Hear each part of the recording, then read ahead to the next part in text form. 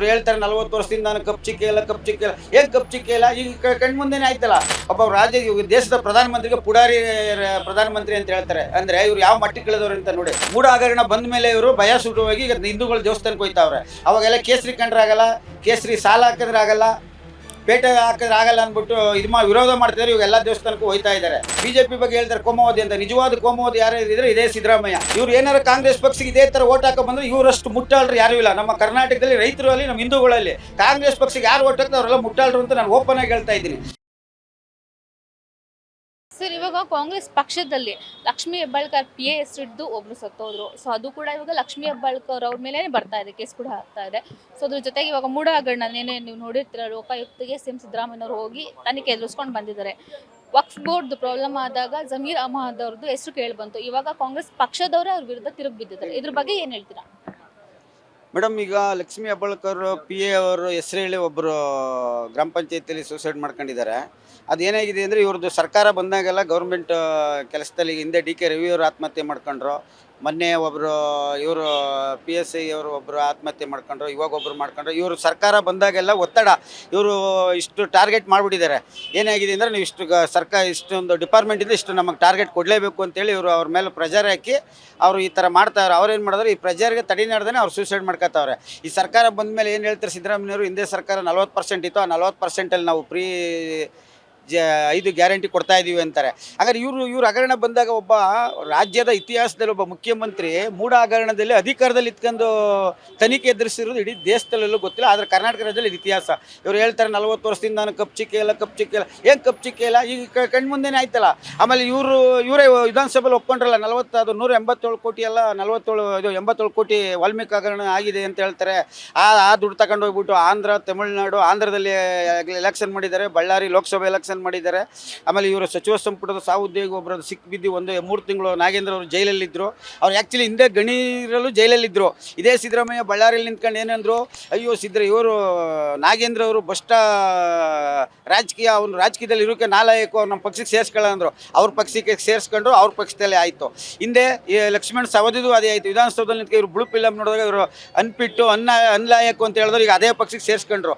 ಆದ್ದರಿಂದ ಈ ಸಿದ್ದರಾಮಯ್ಯನವರು ಬರೀ ನಾನು ಅವತ್ತೇ ಒಂದು ನಿಮ್ಗೆ ಸ್ಟೇಟ್ಮೆಂಟ್ ಕೊಟ್ಟಿದ್ದೆ, ಅವ್ರಿಗೆ ಇರೋದ್ರಲ್ಲಿ 2 ನಾಲ್ಗೆ ಇದೆ. ಸಿದ್ದರಾಮಯ್ಯವ್ರಿಗೆ ನೇರ ಆರೋಪ ಮಾಡ್ತೀನಿ, ಸಿದ್ದರಾಮಯ್ಯನವ್ರಿಗೆ ನೇರ ಆಲ್ಗೆ.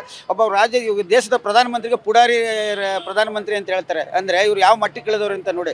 ಆಮೇಲೆ ಈ ವರ್ಕ್ ಬೋರ್ಡ್ ಇದರಲ್ಲಿ ವಿಚಾರದಲ್ಲಿ ಏನಾಗಿದೆ, ಜಮೀರ್ ಅಹಮದ್ ಖಾನ್ ಎತ್ತಿ ಇವ್ರು ಬಿಟ್ಟಿದ್ದಾರೆ. 1900 ಈಗ ಮೊನ್ನೆ 2013ರಲ್ಲಿ ಇವರು ಅದನ್ನು ತಿದ್ದುಪಡಿ ತಂದು ಈ ಕರೆ ಅಲ್ಲ ಮೇಡಮ್. ಈಗ ನಾನು ಒಬ್ಬ ಕೊಲೆ ಮಾಡ್ತೀನಿ, ನಾನು ಕೊಲೆ ಮಾಡಿಬಿಟ್ಟು ಕೊಲೆಗಾರರು ಮನೆಯವ್ರು ನನ್ನ ಮೇಲೆ ಕೇಸ್ ಹಾಕೋಂಗಿಲ್ಲ ಅಂದಮೇಲೆ ಯಾವ ರೀತಿ ಇದು? ಹಂಗಾರೆ ನಮ್ಮ ಹಿಂದೂಗಳು ಹಿಂದೂಸ್ತಾನದಲ್ಲಿ ಇರುವಂಗಿಲ್ವ? ನಾವು ಹಿಂದೂಗಳು ಹಿಂದೂಸ್ತಾನದಲ್ಲಿ ಇರುವಂಗಿಲ್ವಾ? ಇವ್ರಿಗೂ ಕಾಂಗ್ರೆಸ್ ಸರ್ಕಾರ ನಮ್ಮ ಹಿಂದೂಗಳನ್ನ ಒಕ್ಕಲೆಬ್ಬಿಸ್ಬೇಕು. ಇಡೀ ಈಗ ನಮ್ಮ ಭಾರತ ದೇಶದಲ್ಲಿ ಇರೋದೇ ನಮ್ಗೆ ಹಿಂದೂಗಳಿಗೆ ಒಂದೇ ದೇಶ. ಬೇರೆ ಅವ್ರ ಜನಾಂಗ ಹೇಳಲ್ಲ, ಅವ್ರಿಗೆ ಬೇರೆ ಬೇರೆ ರಾಜ್ಯಗಳಿದೆ, ದೇಶ ಇದೆ. ಆದರೆ ನಮಗಿರೋದು ಭಾರತ ದೇಶ. ಇವರು ಸಿದ್ದರಾಮಯ್ಯನವರು ಒಂದು ಜನಾಂಗಕ್ಕೋಸ್ಕರ ಇವರು ಒಂದು ಜನಾಂಗದ ಸೃಷ್ಟೀಕರಣಕ್ಕೋಸ್ಕರ ಇವ್ರು ಹಿಂಗೆ ಮಾಡ್ತಾರೆ. ನಮ್ಮ ಹಿಂದೂಗಳು ಎಲ್ಲಿ ಹೋಗ್ಬೇಕು? ಹಂಗಾದ್ರೆ ಇವರು ಇಷ್ಟು ದಿನ ನಾನು ಹಿಂದೂಗಳು ನಾನು ವಿರುದ್ಧ ನಾನು ಕುಂಕುಮ ಕೇಸರಿ ಕಂಡ್ರೆ ಆಗಲ್ಲ ಅಂದ್ರೆ ಈಗ ಎಲ್ಲ ದೇವಸ್ಥಾನಕ್ಕೂ ಓಡೋಯ್ತವ್ರು. ಏನಕ್ಕೆ? ಮೂಢ ಹಗರಣ ಬಂದ ಮೇಲೆ ಇವರು ಭಯ ಸುಟ್ಟು ಹೋಗಿ ಈಗ ಹಿಂದೂಗಳು ದೇವಸ್ಥಾನಕ್ಕೆ ಹೋಯ್ತಾವ್ರೆ. ಅವಾಗೆಲ್ಲ ಕೇಸರಿ ಕಂಡ್ರೆ ಆಗಲ್ಲ, ಕೇಸರಿ ಸಾಲ ಹಾಕಿದ್ರೆ ಆಗಲ್ಲ, ಪೇಟೆ ಹಾಕಿದ್ರೆ ಆಗಲ್ಲ ಅಂದ್ಬಿಟ್ಟು ವಿರೋಧ ಮಾಡ್ತಿದ್ದಾರೆ. ಇವಾಗ ಎಲ್ಲ ದೇವಸ್ಥಾನಕ್ಕೂ ಹೋಯ್ತಾ ಇದ್ದಾರೆ.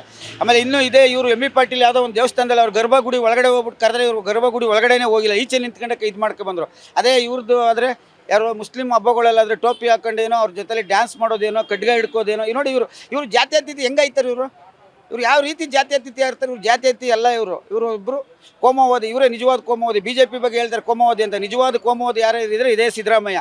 ಈ ಸಿದ್ದರಾಮಯ್ಯ ಹೇಳ್ತಾರೆ ನಾನು ಜಾತಿವಾದಿ ಅಲ್ಲ. ಮತ್ತು ಜಾತಿವಾದಿ ಅಲ್ದನ ಈಗ ಮೊನ್ನೆ ಸಿಗಾವಿ ವಿಧಾನಸಭಾ ಕ್ಷೇತ್ರದಲ್ಲಿ ಅವ್ರ ಜನಾಂಗದವ್ರು ಕರೆದುಬಿಟ್ಟು ಮೀಟಿಂಗ್ ಮಾಡವ್ರೆ. ಕನಕ ಪೀಠದ ಸ್ವಾಮಿಗಳು ಬೊಮ್ಮಾಯಿಯವ್ರ ಪರ ಎಲೆಕ್ಷನ್ ಕ್ಯಾಂಪೇನ್ ಮಾಡಿ ಅಂದರೆ ನೀವು ಮಾಡಬೇಡಿ ಅಂತ ಹೇಳ್ಕೊಡ್ತಾರೆ. ಅವ್ರು ಮಾಡಿದ್ರು ಅವ್ರು ಹೇಳಿದ್ರು ನೀವು ಮಾಡಬೇಡಿ ಅಂತ ಹೇಳ್ಕೊಡ್ತಾರೆ. SR ಬೊಮ್ಮಾಯಿಯವರು ಅವ್ರ ಮಟ್ಟಕ್ಕೆ ದುಡ್ಡು ಕೊಟ್ಟಿದ್ದಾರೆ. ಅದಕ್ಕೋಸ್ಕರ ಹಂಗಾರೆ ಮಟ್ಟಕ್ಕೆ ಅವ್ರ ಕೈಲಿಂದ ಕೊಟ್ಟಿಲ್ಲ. ಹಂಗಾರೆ ಈಗ ಸಿದ್ದರಾಮಯ್ಯನ ಕೈಲಿಂದ ಕೊಟ್ಟವ್ರಾ? ಇಲ್ಲ ಇವ್ರ ಮನೆಯಿಂದ ಕೊಟ್ಟವ್ರಾ? ಇವ್ರೇನು ಕೊಟ್ಟಿಲ್ವಲ್ಲ.